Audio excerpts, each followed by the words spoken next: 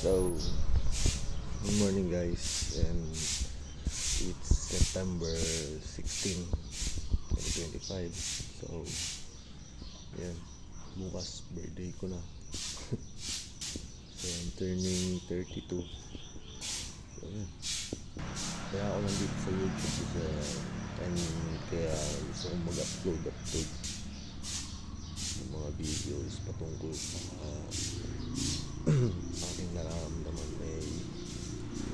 Wala, parang may makaintindi sa amin sa kagaya namin may ganitong kalagayan, ganitong nararamdaman. Kasi hindi ko alam kung ano ba ito. May tawag dito, di ba? Psychological something, ganyan. Hindi ko alam. Basta ang sure ko sa akin, may anxiety ako. Ganun.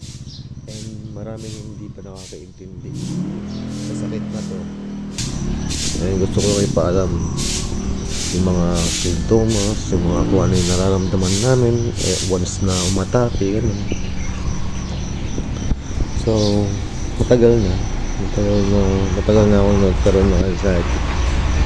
Matagal na ako nagsasuffer. Then lately, nito lang, bigla siyang umatake.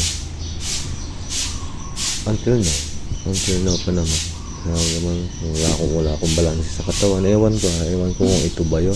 Or may iba akong sakit. Ewan ko. Pero tingin ko anxiety to. Until now naman, hindi pa rin ako nakakapagpa-check up. So, wala talaga akong basihan.